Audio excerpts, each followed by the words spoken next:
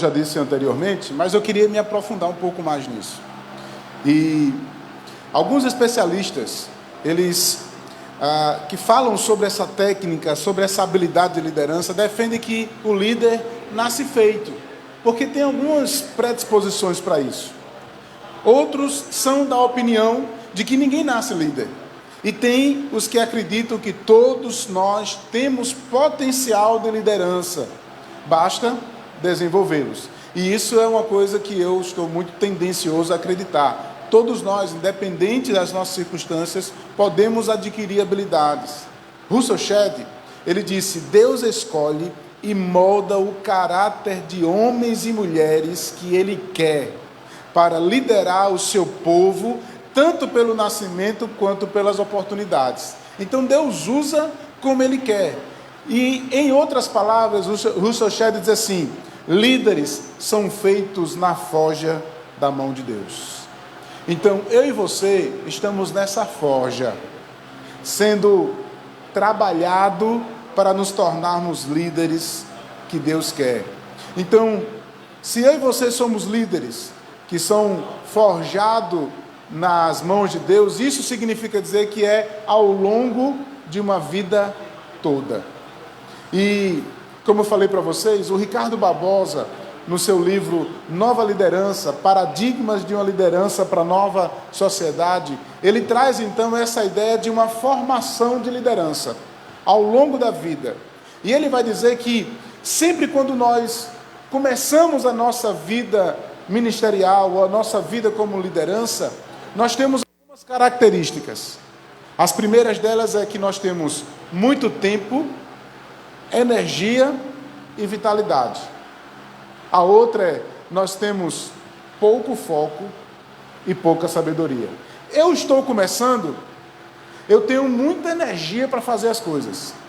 É aquele jovem que começa e diz assim: nós vamos fazer, nós temos coragem, nós vamos ter vitalidade, vai dar certo. A gente apanha para o negócio começar a dar certo mesmo, mas no final a gente conseguiu. Mas e por que a gente apanha para fazer? Porque a gente tem pouco foco e pouca sabedoria, pouca experiência. Quando a gente começa a caminhar ao longo da vida, a gente chega no final com menos energia, menos vitalidade. A gente começa a dizer assim: eu não faço mais o que eu fazia antes. Mas a gente tem mais foco e mais sabedoria. Eu começo então a fazer menos, mas fazer melhor. E essa é uma máxima da liderança que a gente precisa começar a entender. Nós não fazemos tudo, mas quando a gente é jovem e começa então a vida ministerial, a gente quer fazer tudo. Então, nesse processo de formação de liderança, o Ricardo Barbosa, juntamente com o Ricardo Agreste, ele traz então algumas etapas na vida do líder, que ele chama de fundamentos, despertamento, amadurecimento e, por fim, a vida de uma convergência. E eu queria que vocês caminhassem comigo para esses conceitos interessantes. O que é o fundamento? O fundamento é exatamente aquele período na vida da liderança e do líder que nós nem sequer temos consciência de que Deus quer de nós, nem da missão de Deus nas nossas vidas. Nós temos pouca ou até nenhuma consciência do amor e da ação de Deus. No entanto, Deus está lá, agindo e lançando bases para o nosso futuro, para o nosso exercício da vocação. Mesmo as experiências difíceis e traumáticas são integradas no trajeto de Deus redentivo nas nossas vidas. Eu vou dar um exemplo para vocês. Moisés, ele tinha consciência, quando era bebê, de que seria um grande líder? Mas aquilo era projeto de Deus ou não era? É por isso que nós somos forjados nas mãos de Deus. E todas as experiências, Deus então nos faz ser reconhecido a ação dele. Deixa eu contar outra história. Vamos lá, Davi, quando jovem, criança, pegando a sua funda e lançando nas latinhas de Coca-Cola da época. Sei lá, ele estava competindo com os outros jovens, com as outras crianças, e ele pegava para ver quem era melhor. Igual hoje os jovens, hoje não faz mais isso, né? Hoje é só no Free Fire, né? Da vida. Mas vamos lá, ele pegou a sua forja e começava a jogar, Davi sabia que ele ia enfrentar um Golias e usar a forja? Não sabia. Mas isso foi o mecanismo que Deus usou para ele chegar onde Deus quer. Por isso Deus, ele nos caminha na direção que Ele quer. Eu preciso entender o que Deus vai querer da minha vida, mas esse conhecimento não é muito claro, muitas vezes, para nós. Por isso eu preciso entender esse momento que Deus está trabalhando na minha vida. E aí entra no momento do despertamento. Esse é o momento em que homens e mulheres são de alguma forma chamados por Deus para a sua missão. Esse é o momento em que nós vivemos um momento de liderança, um momento de pastoral, a gente se encanta por esse negócio e a gente se acha bem especial, e aí Deus começa a dizer a nós que nos escolheu e que nós queremos fazer isso. A gente ganha consciência desse amor, da missão, a gente tem muita disposição, mas pouca consciência da vocação. E isso significa dizer que no começo a gente quer fazer tudo, mas a gente não tem experiência para fazer tudo. A gente não olha para os mais antigos e o jovem começa a dizer assim: não, eu não quero, o senhor já está ultrapassado. Só que ele tem experiência que eu não tenho. Essa relação das gerações é extremamente importante no processo de liderança. Tanto aquele que está mais experiente, treinar o mais novo, quanto usar a potencialidade do mais novo para o mais velho. Porque isso é um processo contínuo nas nossas vidas. Esses dias eu estava numa assembleia de ordenação pastoral. E eu me lembro que há 10 anos atrás eu comecei a treinar alguns jovens. E eu era jovem também, né? E há um mês atrás eu estava com 6 que estavam sendo ordenados a pastor, e eu olhei assim e disse: meu Deus, abençoa teus filhos. Isso significa que hoje eu tenho mais experiências do que eles, mas eles estão começando e a gente vai aprender juntos.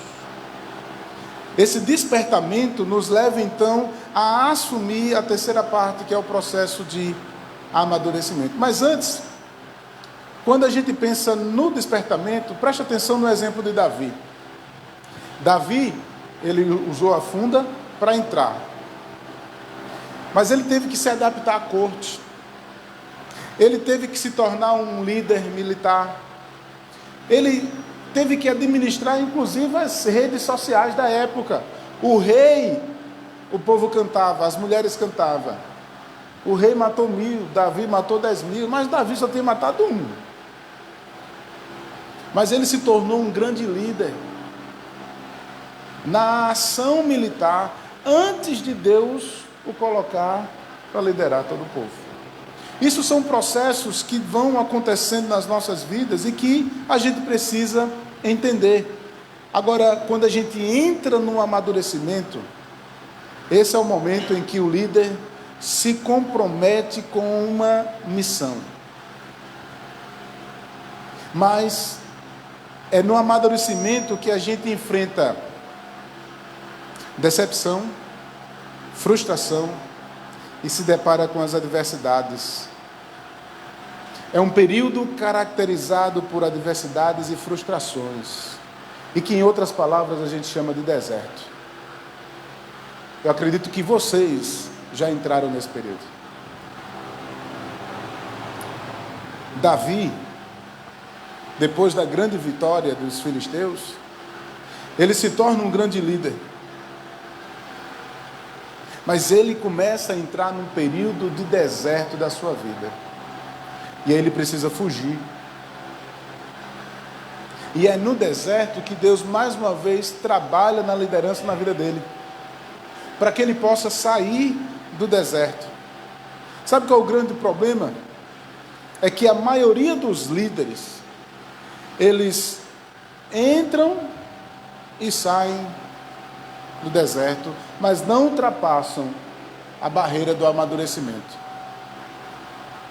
A maioria dos líderes permanecem no deserto e a tendência deles é morrer, se frustrar e não se consolidar como líder.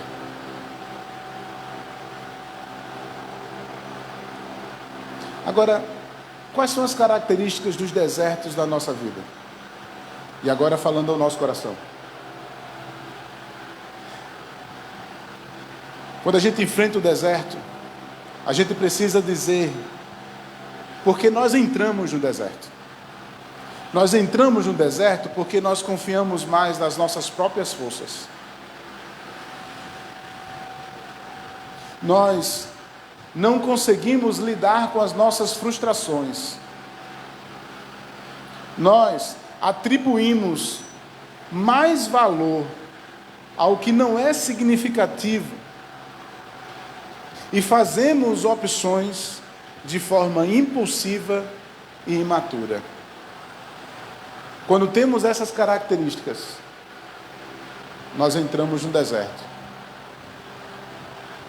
Aqueles que deveriam ser treinados para serem mais semelhantes a Jesus, começam a realmente serem pessoas contra nós. Quando eu confio mais em mim mesmo do que em Deus,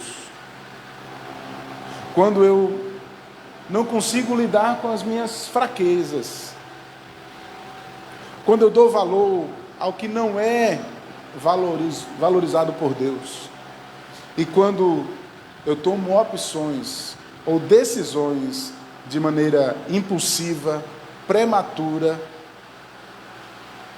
a minha tendência é entrar no deserto. Agora, como sair desse deserto? Porque entrar, parece que todos nós vamos entrar. A gente vai se decepcionar com pessoas que nós iremos treinar. Vai ter pessoas, Jesus teve, por que nós não vai ter?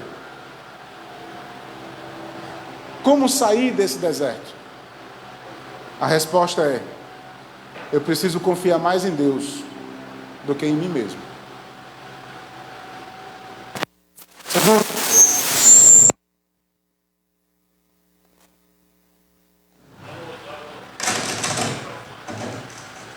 Oi. Eu preciso, em primeiro lugar, confiar mais em Deus do que em mim mesmo. Segundo, eu preciso acolher ou trabalhar com as frustrações e as decepções da minha vida. Eu preciso saber, entender quais são os momentos que eu preciso melhorar, o que é que eu preciso entender, o que foi que eu errei, onde eu posso melhorar. Mas eu preciso também passar a ver a minha vida e a vida da igreja a partir do prisma, a partir dos valores de Deus e não dos meus valores. E em último, eu preciso me tornar mais paciente e consciente das minhas decisões serem mais maduras e não prematuras. Tomar decisões de formas mais significativas. A grande maioria permanece no deserto, eu estou falando dos líderes, e isso os frustra porque eles criam amargura, frustração e imaturidade. Eles dão espaço para que a amargura seja alimentada. Eles dão vazão às frustrações na mente e no coração, fazendo com que essas frustrações se tornem um sentimento constante em suas vidas. E isso nos machuca. E tomamos ainda decisões imaturas, que não nos move para a maturidade. Quais são as decisões que nós temos que tomar? Eu preciso minimizar essa amargura, essa frustração.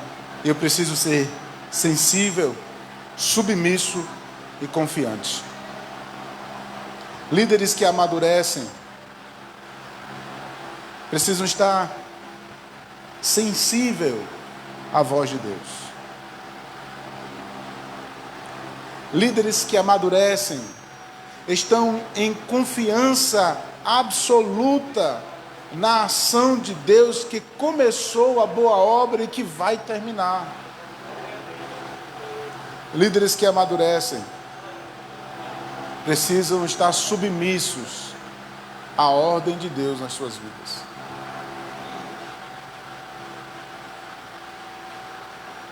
Você já parou para pensar que envelhecer não é uma opção? Se a gente pudesse ficar jovem para toda a vida, se a gente tivesse a opção de não envelhecer, seria bom demais, né? A gente escolheria no momento da vida, o momento que eu estou mais clean, né? Igual aquele rapaz ali, né? E ficar com o corpo o resto da vida. Não pode. Envelhecer, não existe esse remédio. Envelhecer, não temos opção. A gente vai envelhecer. Agora, amadurecer é uma opção.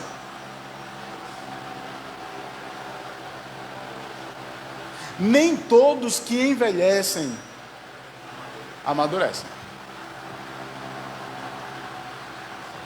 Há muitos velhos que parecem crianças.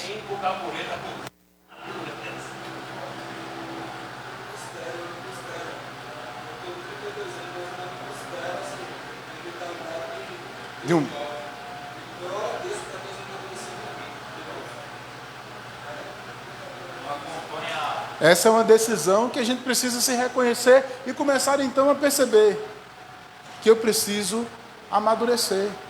Amadurecer nas minhas decisões, amadurecer nos meus sentimentos, amadurecer na minha vida. E por fim, amadurecer na liderança, na relação com Deus, ser mais constante. Henri Nouwen, um autor do livro Mosaico dos Presentes, ele diz: pode parecer estranho dizer que a alegria é um resultado das nossas escolhas. Temos uma hipótese da escolha, não tanto em relação às circunstâncias da nossa vida, quanto em relação à maneira que reagimos a essas consequências. Algumas pessoas tornam-se ásperas à medida que envelhecem, enquanto outras se tornam alegres. Isso significa que a vida daqueles que se tornam ásperos tenha sido menos dura, e que daqueles que se tornam alegres foi mais fácil? Significa dizer que foram feitas escolhas diferentes, escolhas interiores, escolhas do coração. Pessoas que envelhecem amargas e imaturas, e pessoas que envelhecem alegres ou maduras, ou que está por trás de cada história, de cada pessoa, são as mesmas adversidades, crises, problemas. A diferença é que não foram as circunstâncias, mas as opções que foram feitas.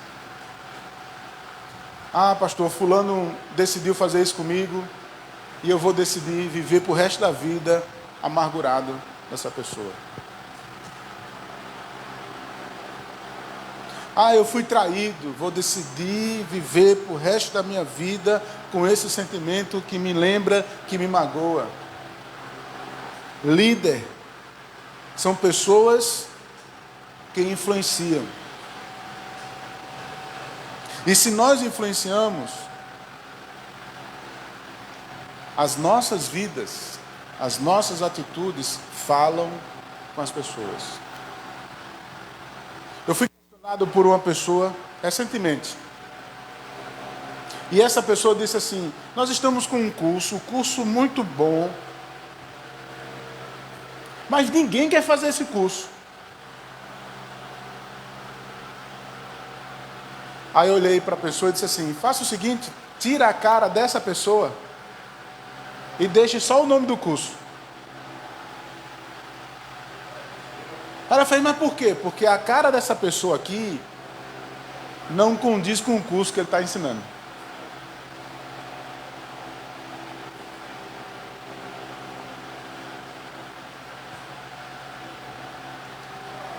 A gente precisa entender que na nossa vida de liderança, a gente vai influenciar pessoas com a nossa vida e com as nossas decisões. Agora, durante o ministério de liderança, eu vou enfrentar pessoas. Eu vou cuidar de pessoas. Algumas vão querer, outras não. As respostas dessas pessoas a nós, algumas vão ser boas, outras vão ser difíceis. Como lidar com isso? As minhas reações e opções a isso vai deixar eu no deserto, ou eu vou tomar atitudes de maturidade. Robert Clinton, ele disse em seu livro: 70% dos líderes terminam suas vidas e carreiras num ponto bem mais baixo do que deveriam. Por quê? Porque deram vazões a decisões erradas e a sentimentos que não deveriam. Devemos nos deixar ser ensináveis, passar a relevar questões relacionadas ao nosso caráter. Devemos deixar de viver a partir de princípios nossos e viver a partir dos princípios de Deus. Devemos abrir mãos daquilo que não é significativo. Os líderes que tendem a viver uma vida ruim e serem péssimos líderes, é porque já se acham demais. Não trabalham os seus pontos negativos, seus pontos fracos. Não vivem mais os princípios de Deus. Ah, ninguém está vendo. Lembra daquela questão do dízimo? Eu confio em você, pastor. Disse: mas eu não confio em mim. Isso não é errado. Não existe um princípio. Ninguém vai ver, pastor, mas Deus vê. E você é um líder. Quando nós abrimos mão da missão de Deus, por exemplo, apenas para manter o nosso status. Há muitos líderes, pastores, que abriram mão de cumprir a missão.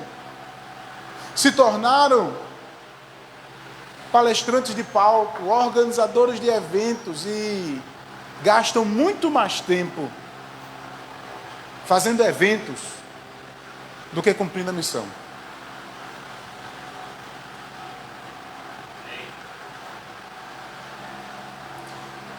A gente perde a consciência da vocação. E a gente abandona a espiritualidade consciente. Só que isso não é de um dia para o outro. Isso é uma coisa ao longo da vida, que se cauteriza, que trabalha nossas competências e trabalha o nosso caráter. Existe um livro chamado A Escalada de um Líder. Ele diz que esse livro mostra que nós precisamos, para nos tornar um bom líder, nessa escada de treinamento, de formação, de entender a nossa vocação em busca do sucesso. A liderança é como essa escada, uma subida desafiadora, imprevisível e normalmente estável no começo. Quando você sobe uma escada, você sobe os primeiros degraus, eu estou perto do chão, né? Está tranquilo, mas quando você começa a chegar lá em cima, o negócio começa a balançar, tem mais gente me observando, tem mais gente sendo influenciado por mim, e é ali que nós corremos o grande perigo de nós confiarmos apenas nas nossas competências, de alimentar as nossas fraquezas e de perder a consciência de Deus nas nossas vidas. Quando perdemos tudo isso, a tendência é o fracasso. E é por isso que muitos líderes caem.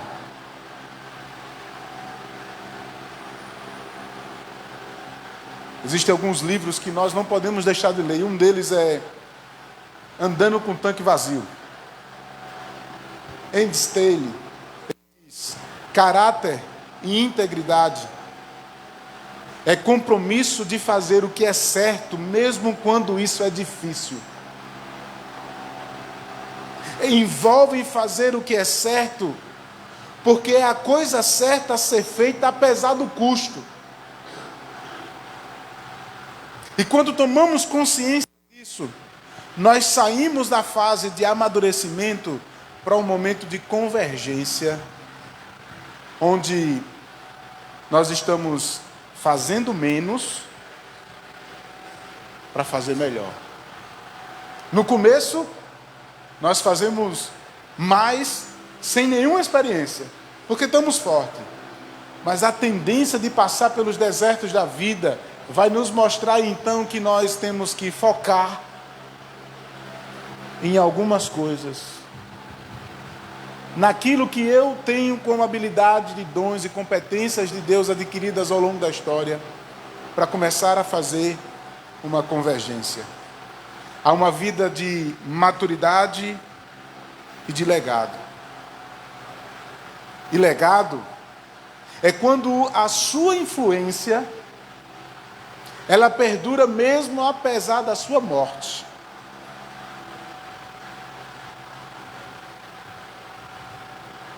É quando a sua influência nas suas palavras, nas suas atitudes, nos seus projetos, continuam influenciando gerações, mesmo sem a sua existência. Líderes que chegam à fase da maturidade são líderes que concentram seus esforços e por isso fazem com mais profundidade e com mais impacto. A convergência é a fase da vida do líder, na qual ele tem plena consciência de quem é, suas habilidades e limitações, da sua experiência adquirida ao longo dos anos, erros e acertos, e a firme convicção do que foi chamado para fazer, sua vocação. Tudo isso converge na direção de um legado. O que é que eu e você temos feito? Se líder é aquele que influencia, nós precisamos então responder algumas perguntas. O que é que eu tenho feito para influenciar pessoas com a missão de Deus? Se líder é aquele que se conhece, o que é que eu tenho feito para me conhecer? Quais são então os meus dons e minhas habilidades? O que é que eu preciso fazer para melhorar? Como eu vou lidar com as minhas frustrações, minhas decepções, meus erros? A gente erra. A gente fala, às vezes, o que não deveria falar. A gente acusa, às vezes, quando não deveria acusar. A gente se acha melhor do que os outros. A gente não reconhece muitas vezes que precisa de ajuda. A gente é centralizado e não deixa ninguém fazer, porque só o que presta é o que eu faço.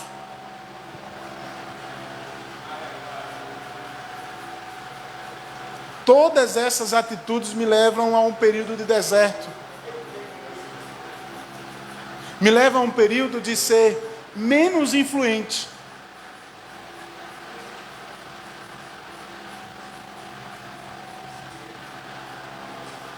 O que é que eu e você vamos fazer? Ah, mas eu não sou pastor. Aqui tem pessoas que não são pastores. Mas você tem uma vocação de Deus, de cuidar de pessoas. Você tem uma missão, que é a missão de fazer discípulos. Você também influencia um grupo de pessoas perto de você. Você faz parte dessa missão. Você também está sendo forjado.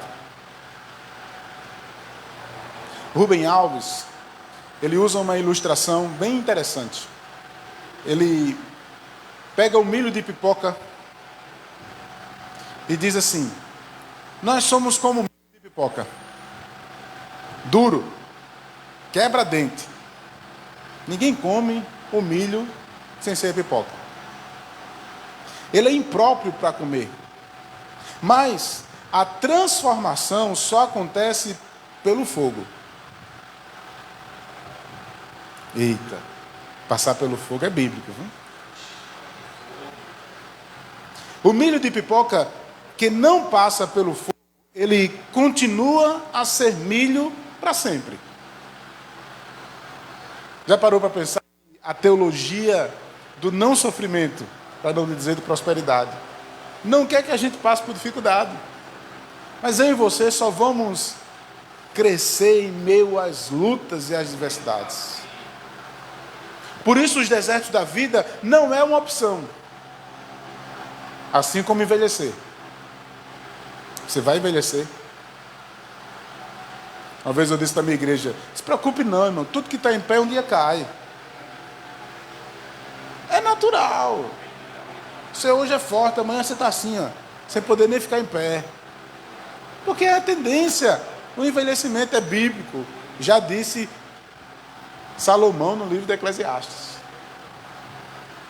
Mas ele diz mais, olha: aquele que não passa, o milho de pipoca que não passa pelo fogo, continua a ser milho para sempre. Assim acontece com a gente. As grandes transformações acontecem quando passamos pelo fogo. Quem não passa pelo fogo fica do mesmo jeito a vida inteira. Mas existe um detalhe. Existe aquele milho que passa pelo fogo, mas continua sendo milho.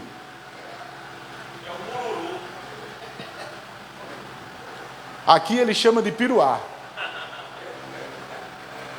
Ele diz: o piruá é o milho que se recusa a estourar. São aqueles que, por mais que passe pelo fogo quente, se recusa a mudar. O destino deles é triste. Fica duro a vida inteira, não se transforma na flor branca, macia, mas não tem alegria e o seu destino é o lixo. A pergunta é: você é a pipoca ou o piruá?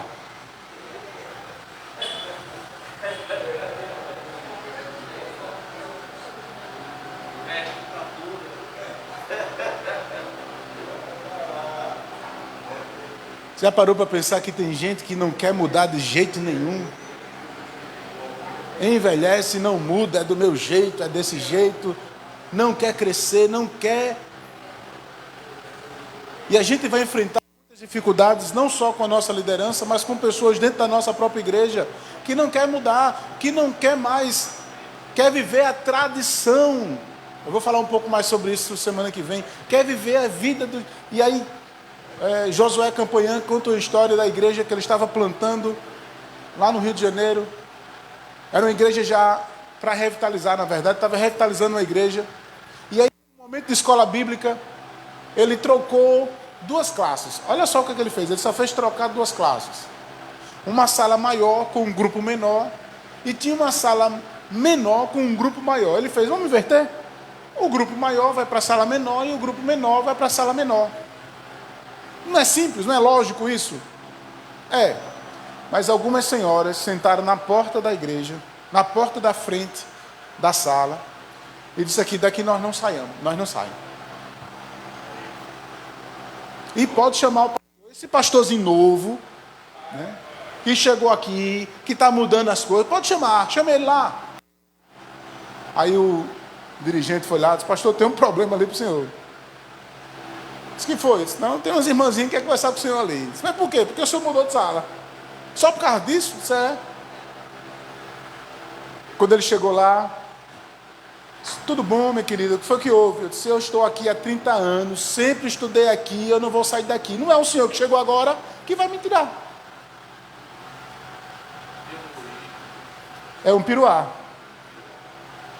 Resiste a mudanças. É a mesma história da ilustração de um senhor que trabalha numa ferrovia. E durante 30 anos, ele recebe trem e libera trem. Recebe trem e libera trem. E ele entende da iluminação, de apertar os botões, mas tem uma função interessante. Ele pega um martelinho e vai bater na roda dos trens. E aí, passou-se 30 anos, ele precisa aposentar, e chega um candidato novo. E ele ensina tudo, inclusive, toc, toc, toc, toc, toc. Aí na última semana, no último dia dele vai embora, que ele vai embora, ele disse, olha, me pergunte o que você quiser, porque eu estou indo embora e não venho mais aqui. Ele fez, eu entendi tudo. Entendi as luzes, o entrar, o sair, os botões, eu só não entendi uma coisa. Por que eu preciso bater na roda do trem? A resposta foi, eu estou aqui há 30 anos. Não sei, você chegou agora, quer saber?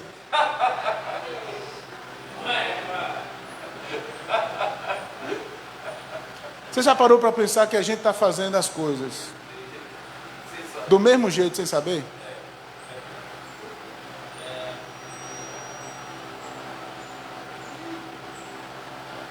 E que a gente não quer mudar. Só que a vida do líder é um processo de mudanças e de adaptações. Para influenciar essas novas gerações, eu preciso crescer. Eu disse ainda agorinha para o pastor. Existe uma máxima na liderança que eu só vou ter pessoas para liderar ao nível da minha pessoa. Para que as pessoas possam crescer, eu preciso crescer. Se eu não cresço,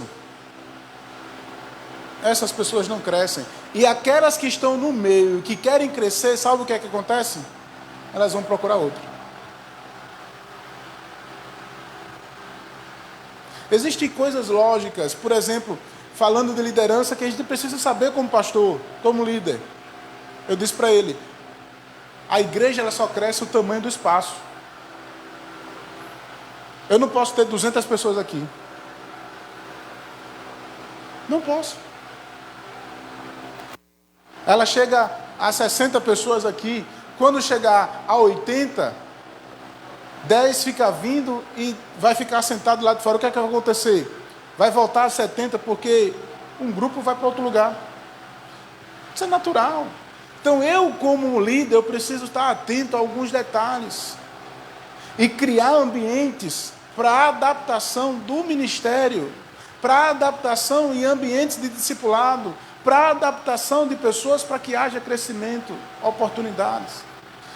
Mas, irmãos, é muita coisa para se falar, não dá para falar tudo agora. E aí eu fico aqui a minha deixa, né? O ano que vem eu quero ver vocês no curso de plantação e revitalização, onde a gente vai trabalhar isso com mais profundidade. Pode falar, pastor.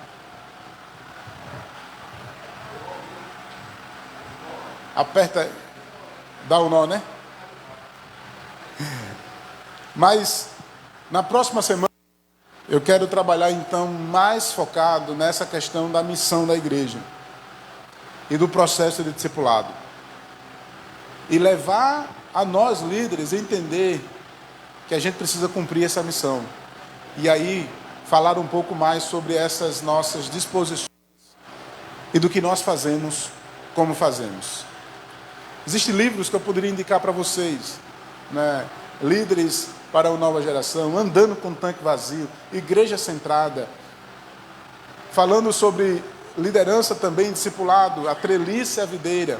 São livros que vocês precisam ler, que nós podemos compartilhar juntos. E aí eu fico à disposição para que a gente possa estudá-los também juntos para a glória de Deus. Eu queria que vocês pudessem fazer perguntas nesse momento.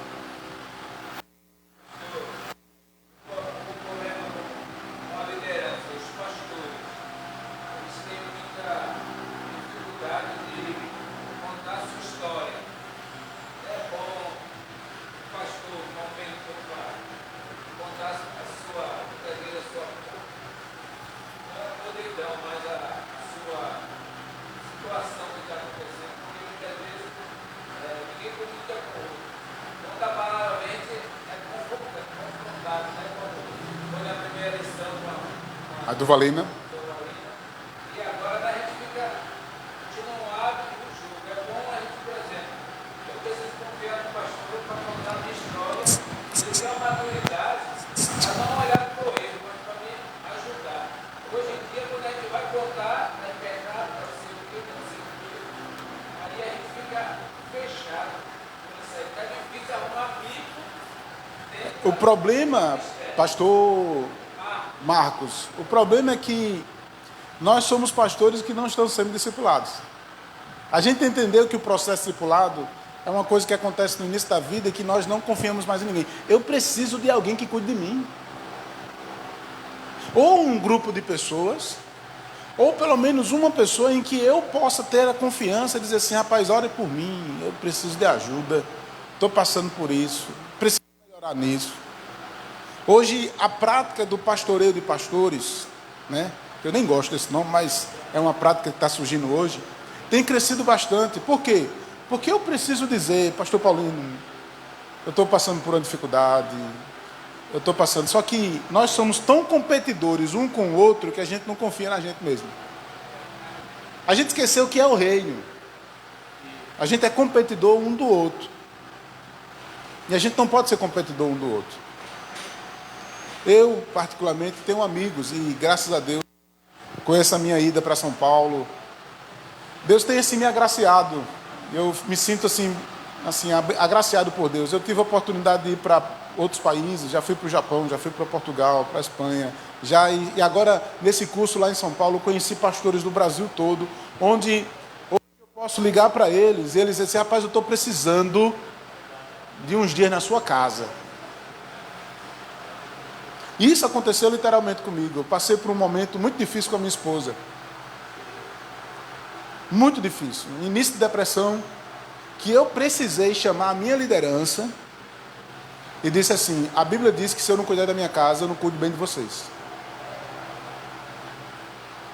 Vocês têm duas opções, ou me dispensa, ou deixa eu cuidar da minha casa para eu cuidar melhor de vocês. Isso não quer dizer que eu vou deixar de pregar, mas eu vou me ausentar um pouquinho mais. Eu quero que vocês chorem comigo e orem comigo. Vocês estão dispostos? Estamos, pastor. Deixa eu só dizer. Só que nesse período, eu liguei para um cara, amigo meu lá de Santa Catarina. O nome dele é Anderson. Anderson, como é que está a tua agenda? Estou por aqui, pastor. Pastor, eu preciso de você. O que é que você precisa de mim? Eu preciso de sua casa. Eu quero sair daqui. Quero passar uma semana aí. Passei a passagem no cartão, dividi em 50 vezes. Fui-se embora para lá. Oramos juntos. Choramos juntos. Falamos o que estava precisando. E fomos cuidados. Porque a gente é frágil. Como eu preciso cuidar, eu preciso também ser cuidado. Mas, Marcos, a gente precisa criar esse ambiente. E um ambiente não só para confessar pecados, não é isso, mas é um ambiente de confiança, para compartilhar experiências, para orar uns pelos outros. Mas isso não é com todo mundo, não é. Mas eu preciso de pessoas. Eu tenho aqui pessoas que eu posso conversar, meu pastor, que foi o meu mentor ainda aqui, e pessoas fora do Brasil que eu digo, ei, estou indo para aí, me ajuda. Mas eu estou disposto a fazer isso. Fala, querido. É que, na verdade, antes de ser líder ou pastor, nós somos seres humanos e somos limitados. E os líderes, eles oram muito por pessoas, orientam muito pessoas, mas tem essa carência de orarem por nós. Temos a carência de ter, como você falou, né? Um grupo de pessoas, um aconselhar o outro, um orar pelo outro. Precisa mais de pessoas para orar e interceder pela liderança. Isso é uma coisa que, por exemplo, eu tenho dito para a minha igreja. Mas existem pessoas específicas na minha igreja que são mais... Elas têm um dom, o dom da intercessão. Eu preciso... Irmãos, Deus nos chamou para viver orando. Todo crente tem que orar. Vocês têm dúvida disso? Sim ou não? Sim? Sim, Deus nos chamou para viver orando. Mas existem algumas pessoas que têm um dom da intercessão. Essas oram mais. É um dom. Aí eu identifico essas pessoas na minha igreja. Eu chego aqui, você vem cá. Diz que foi, pastor? Disse, eu preciso da senhora. Eu preciso de você. Diz, para quê? Para orar por mim. Eu estou na frente da batalha. Isso não é vergonha.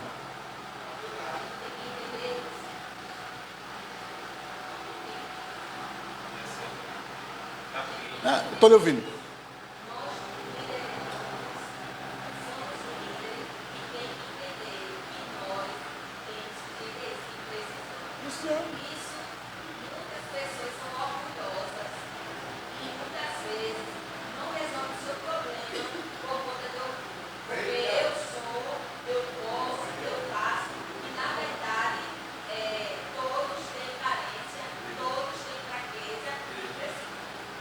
Eu estou chegando no momento agora da minha vida, agora, nesse momento mesmo, que eu já estou entrando em contato com outro amigo. Sei, eu preciso de ajuda. Eu preciso de um canto para me passar uns dias, para mim poder conversar e orar. Porque a gente chega num momento em que precisa de ajuda, de conversar.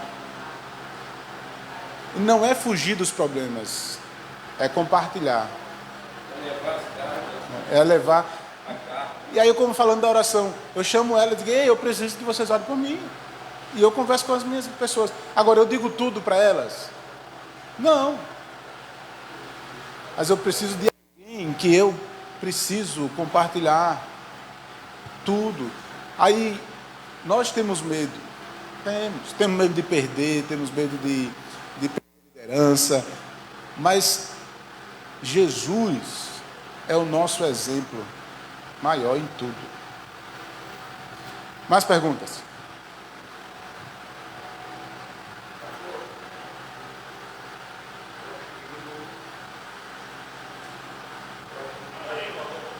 Libera o microfone.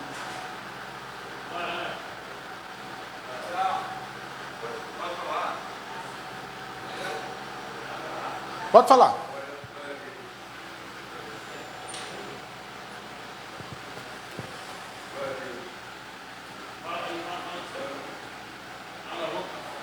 A pilha está fraca. Fale alto. Eu acho lindo dentro da sociedade cristã a convivência da união. Uns é unido e outros são desunidos. A liderança, eu acho uma liderança é para ensinar aqueles pequenininhos a chegar ou nível 4, mas estão tanto liderando que até passa por nós. Tem uma parte da nós, como já está Deus tivesse cortado a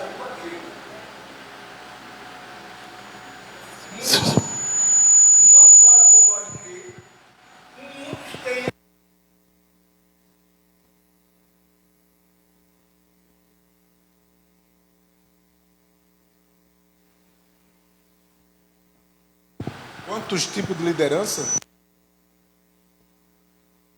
Aí tem vários, né? Você vai ter o próprio pastor, os líderes que você trabalha dentro da própria igreja. Cada dom ministerial ali é um dom que Cristo deu à igreja. Aí eu precisaria melhorar mais um pouco para conversar sobre isso. Pastores, mestres, evangelistas, tudo isso são um exercício de liderança. E esses líderes, mas olhando para nós hoje como pastores líderes, precisamos então perceber quem nós somos, entender as nossas habilidades, entender as nossas fraquezas e ao longo do tempo viver a missão de Deus, discipulado que Deus tem para nós. E nós precisamos estar participando desse processo e influenciar pessoas na máxima de serem semelhantes a Jesus. Esse é o...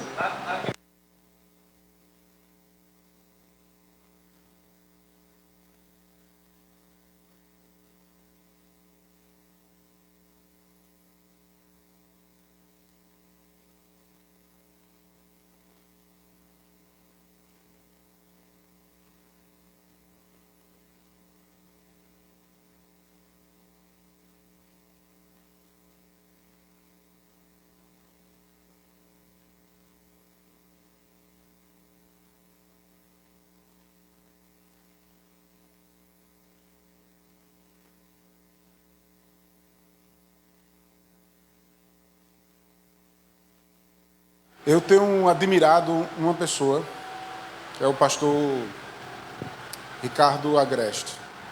Ele é pastor da Chácara Primavera, uma igreja presbiteriana em Campinas, São Paulo. E eu fui para o curso, e ele foi meu primeiro professor. E ele disse assim: nós estamos completando 17 anos e já plantamos 50 igrejas. O outro professor, Renato Camargo, que se tornou também um amigo meu, que eu preciso, de vez em quando eu ligo para ele, me ajuda. Ele chegou e disse: eu estou plantando uma igreja, estamos completando 10 anos e plantamos 10 igrejas. Eu olhei para mim e disse assim: eu sou um miserável. Eu estou 15 anos pastoreando, não plantei uma igreja, eu sou infeliz. Eu saí mais raso que o chão. Eu sou o pior de todos aqui. Mas depois eu vi que os outros também estavam na mesma patamar que eu, né? Mas deixa eu dizer uma coisa. Estes homens têm influenciado além de suas igrejas. E ser líder aqui vocês podem criar um movimento dentro de Cabedelo, onde líderes cuidam de líderes. Onde, apesar das placas, nós somos o reino, e onde a gente pode começar a promover mais, mudando a cultura da própria cidade. Agora, você vai alcançar todos? Não vai. Não vai. Comece com quem já está começando, com quem já está vindo, com esse grupo, a debates, a conversar sobre, a realizar ações juntas, a começar então a promover uma visão unificada, independente da tua placa. Eu faço isso. Por exemplo, tenho algumas ideias que o Renato, que é o de Sorocaba, o pastor que foi meu professor lá, que ele disse: eu tenho 10 anos, plantei 10 igrejas. Eu disse: eu preciso aprender com esse cara. E aí eu cheguei para ele e disse assim: olha, a minha igreja está assim e eu preciso alcançar mais pessoas. E como é que eu faço isso? Ele disse: você precisa, por exemplo, eu dei ideia, disse: vamos dividir o grupo, vamos colocar 2 cultos para que você possa ter mais cadeiras vazias. Aí ele fez: se você estiver disposto, vem para perto de mim, passa o final de semana comigo e vê como eu faço. Irmãos, isso foi uma riqueza tão grande, porque nós não queremos. É a mesma coisa de dizer: Paulinho, passa um final de semana comigo, vem para perto, vamos ver o que a gente faz junto. tudo que eu faço da minha igreja vai adaptar a sua igreja? Não. Mas tem coisas que você poderá fazer, poderá adaptar. E por que não mudar? Fala. Pastor, eu creio que o que acontece, eu estou falando do âmbito cabedeiro.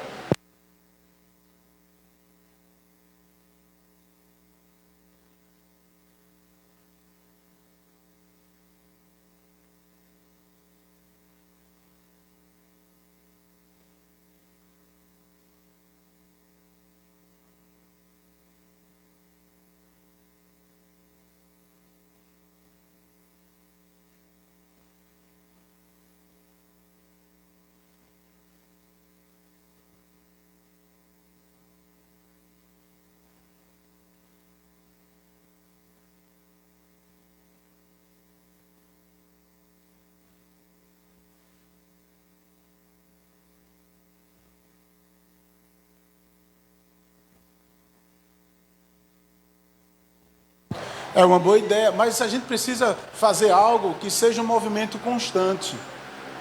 A gente está fazendo aqui um movimento de 4 sábados, mas precisa-se fazer algo que seja feito com um grupo específico e não com muitos.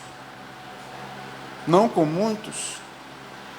Que fique pelo menos de 15 em 15 dias, ou no mínimo uma vez por mês, onde esse grupo vai sentar junto, vai conversar e vai se desabafar, e a gente vai começar a estudar uma coisa juntos, a gente começa a projetar, a entender que nós somos, para a gente romper com a barreira da cultura. Não é porque nós nos identificamos assim que a gente precisa dizer, não pode mudar. Pelo contrário, Jesus chegou numa cultura extremamente religiosa, e ele sendo Deus e vivendo a simplicidade do Evangelho, disse, não, isso não é o que a gente quer não. A gente precisa romper com a cultura. Agora, nós vamos ficar parados ou vamos dar os primeiros passos? Vocês hoje têm, como diz o ditado, né? A faca e o queijo na mão. Para começar a dar os primeiros passos e influenciar a partir de vocês. E aí eu cito novamente o Ricardo Agreste. Certo? Por quê? Porque ele teve esse sentimento que vocês estão tendo agora, lá em Campinas. E ele disse, nós precisamos mudar a cultura. E ele fez um primeiro evento para influenciar pessoas, líderes, um grupo pequeno. Eu estou indo agora para o congresso, que eu fui há 2 anos atrás, antes da pandemia, tinha 3.000 pessoas, do Brasil todo. A gente pode fazer algo que muda a cultura, mas tem que fazer e começar. E se vocês quiserem ajuda, eu posso ajudar.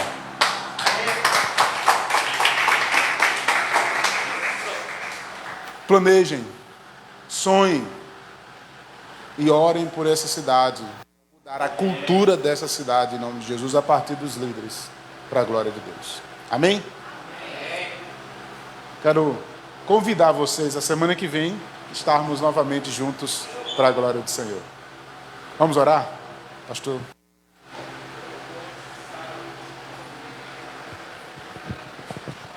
Amém. Nós cremos na unidade da nossa liderança na cidade. E já começou. Pai, louvado seja o teu nome. Obrigado por esse momento.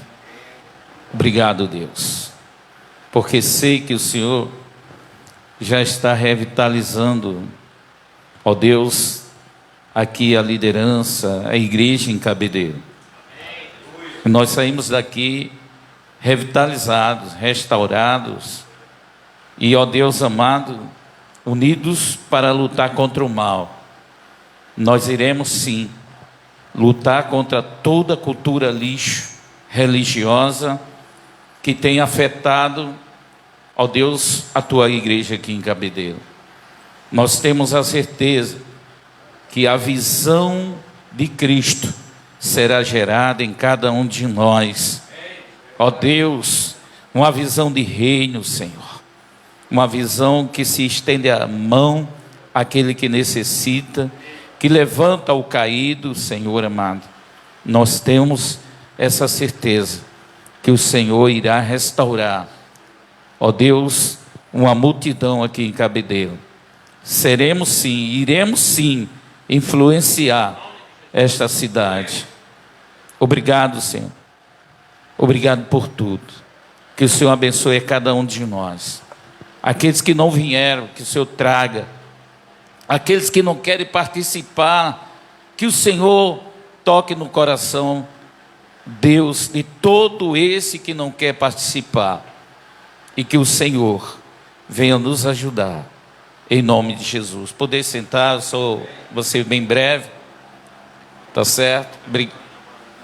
Tá bom. Queremos agradecer a Deus, né? Por essa oportunidade, pelo Instituto Bíblico Betel Brasileiro, por essa parceria muito forte, né? E assim, só para o que a gente ouviu aqui é muito forte, e a questão, nós que fazemos parte da APEC, a APEC não existe agora há muito tempo, mas o que a gente já ouviu de muitos pastores que não querem participar porque estão magoados com o outro. E na verdade, Cabedelo, infelizmente, há uma disputa muito grande, não é? Uma disputa de liderança e de investir nas ovelhas. Por exemplo, pastor Joel tem aqui as suas ovelhas, mas tem muito pastor que disputa, tá certo? As ovelhas de Joel tentando tirar. Isso tem na verdade deixado uma marca muito profunda nessa cidade. Quando a cidade tem assim milhares de pessoas, não é? O que nós temos que na verdade investir é aí no mundo, é onde essas pessoas estão para tirar e trazer. Mas há essa disputa muito grande. E eles estão magoados uns com os outros, porque falam um do outro. E graças a Deus, nós estamos quebrando esse tabu. Não é? Os ímpios já dizem que a gente é dividido mesmo. Cabedelo diz estampadamente que somos um bando de fraco porque somos divididos. Não é? E as ovelhas também já têm essa imagem. O que o nosso irmão mestre falou aí é a questão dessa briga, disputa de individualismo. Antigamente, na verdade, assim, eu passei um bom tempo no Betel Brasileiro, fui discipulado no Betel, eu tenho raiz, Marcos também, e pastor Alberto foi pastor nosso. Então assim, mas eu me lembro que com a missionária Raquel, tá certo, que foi líder aqui em Cabedelo, Raquel tinha muita coragem. Eu me lembro que a única a fazer conferência na cidade de Cabedelo com a maioria dos pastores foi a missionária Raquel, porque ela não tinha medo de ir na igreja Assembleia de Deus, na presbiteriana. Ela ia chamar esses pastores para participar de conferência.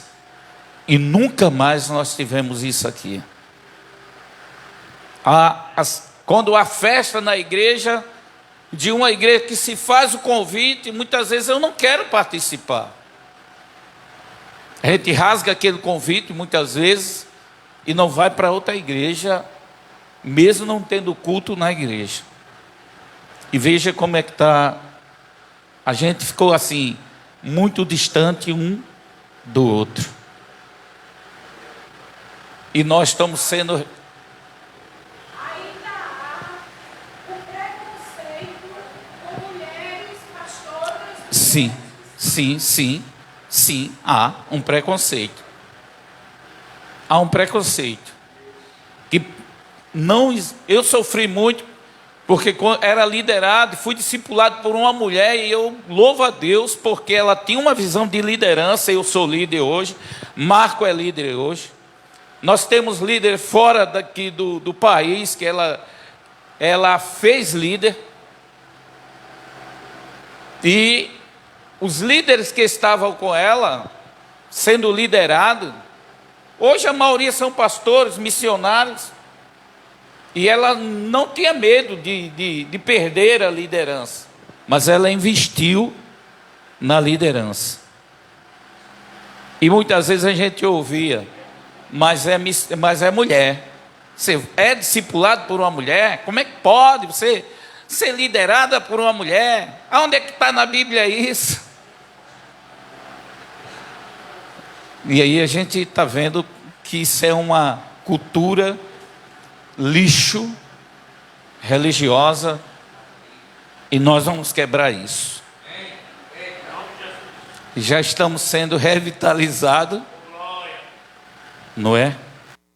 Esses dias foi para quebrar a gente mesmo, né? Essas semanas que passaram, desde o discurso da mensagem da missionária Renata, na introdução, veio do Valina, e o pastor Américo deu na linguagem mesmo, deu um pau na gente tão grande, que eu cheguei todo quebrado em casa. E hoje a gente está ouvindo aqui essa questão, na verdade, de influenciar. Nós somos influenciadores.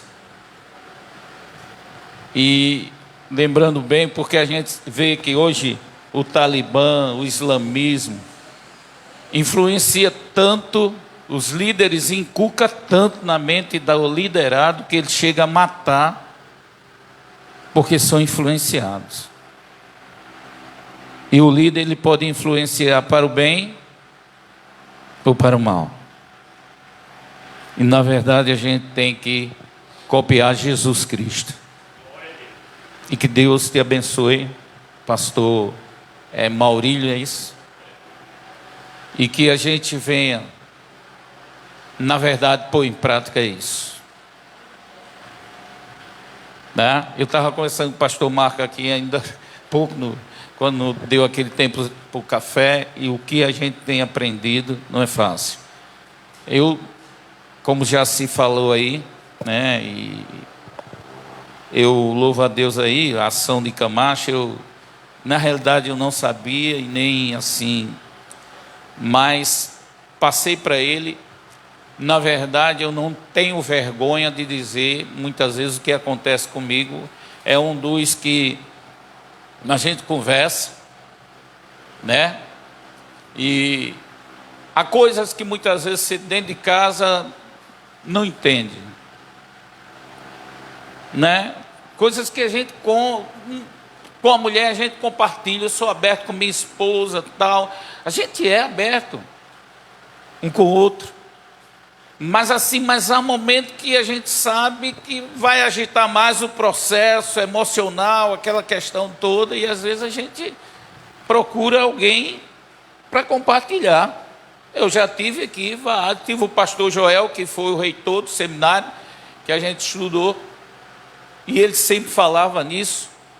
E quando Paulo diz que devemos levar as cargas, né, uns dos outros, e na verdade ele sempre falava isso, ele ensinou. E tive Erivan, da Presbiteriana, que está hoje lá em Mato Grosso. Era o único que a gente chegava, ele contava a história dele, eu não saía contando para ninguém, eu confiava nele. A questão que o pastor Marco fala, na verdade, é aquela questão de confiança, porque a cultura hoje é assim: você conta para alguém, e ela vai conta para outra pessoa, já sai distorcido, e a outra pessoa vai contando, e aí que vai distorcendo. Aí o líder diz em quem confiar. E o líder não pode contar a fraqueza para suas ovelhas, que elas não vão entender. Nem tudo se a gente passar, a ovelha ela chega, quer comer o pasto, ela quer contar a você, e você está pronto Mas e a história da gente? Você vai contar para a igreja tudo que você passa, o processo? Na verdade, não.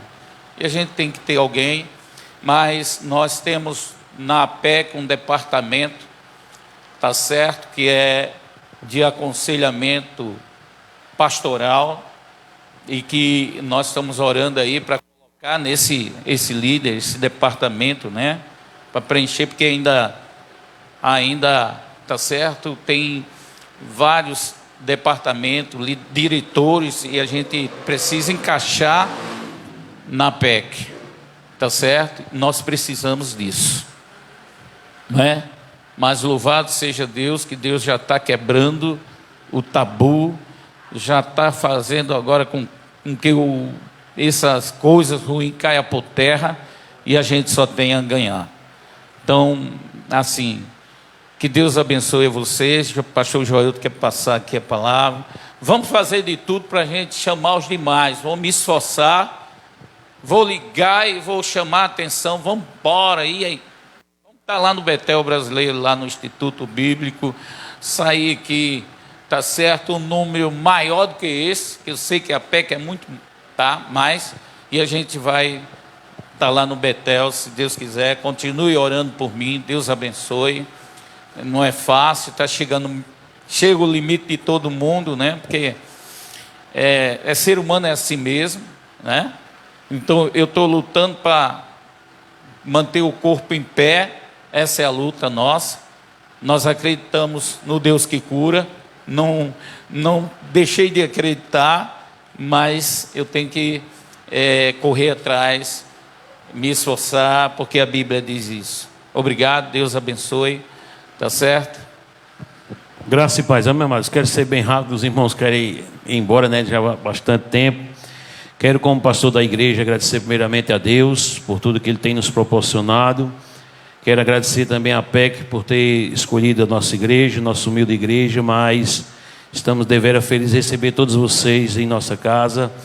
E quero também, como fazendo parte da diretoria da PEC, agradecer primeiramente a Deus por Deus ter aberto essa oportunidade para nós estarmos colocando esse projeto maravilhoso, que primeiramente creio que foi algo de Deus, mas que veio através da missionária Renata. Quero agradecer também ao Seminário Betel, né? Está aqui presente nosso amado pastor Maurílio, que também abriu as portas, né, quando nós estivemos lá, e está sendo esse apoio fundamental para a PEC aqui em Cabedelo, e também de uma forma indireta para todas as igrejas. Quero também agradecer ao pastor Maurílio, que tem sido nosso contato na revitalização. Agradecer por essa mensagem maravilhosa sobre toda a liderança. E creio que você ficou aí com água na boca para estar, né, sábado que vem, lá no Betel Brasileiro, né? Quem está já inscrito, não deixe de vir. Vamos estar levando o maior número possível que Deus possa nos conceder através dos irmãos. Amém?